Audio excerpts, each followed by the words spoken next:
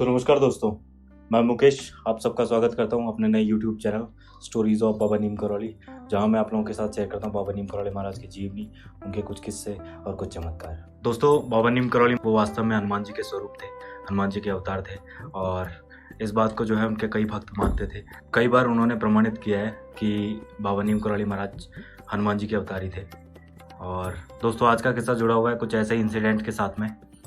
कहते कि एक बार शंकर प्रसाद व्यास जी जो सुंदरकांड वगैरह की कथा किया करते थे, और गर्मियों के दिन थे जब शंकर प्रसाद व्यास जी जो थे वो कैची धाम आए हुए थे।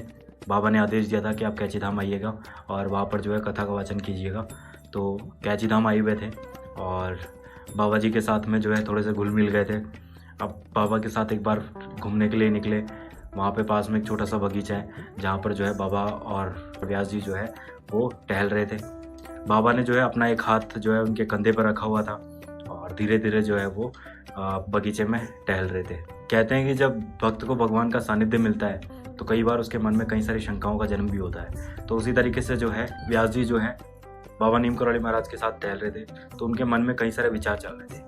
और उन्हीं विचारों में से जो है एक विचार ये भी था कि क्या बाबा नीम करौली महाराज वास्तव में जो है हनुमान जी के अवतार हैं, जैसा लोग कहते हैं।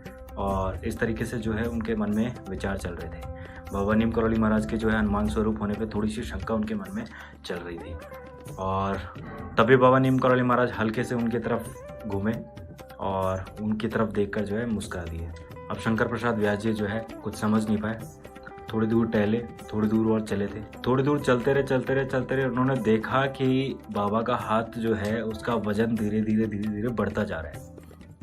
और टहलते टहलते जो है एक समय ऐसा आया कि उनसे कंधे के ऊपर जो है बाबा के हाथ का वजन नहीं रखा जा रहा था, वजन नहीं झेला जा रहा था। और इतना ऐसे नहीं पीड़ा स्टार्ट हो चुकी थी, लग रहा था उन्हें कि मानो जो है उनके कंधे पर किसी ने 100-200 किलो का वजन रख दिया हो। और धीरे धीरे जो है ये वजन धीरे धीरे बढ़ता ही जा रहा था। अब जो है शंकर प्रसाद व्यास जी मन में समझ गए कि उनके मन में शंका जो थी वो बाबा जान चुके हैं और उसी शंका के निवारण के लिए जो है ये लीला कर रहे हैं। उन्होंने जो है बाबा की तरफ देखा और उनसे प्रणाम किया कि बाबा आप ही है हनुमान स्वरूप और आप वास्तव में हनुमान जी के अवतार है। इतना कहना था कि वापस जो है बाबा का हाथ नॉर्मल हो गया और खुशी खुशी जो है दोनों घूमते टहलते वापस आश्रम में आ गए।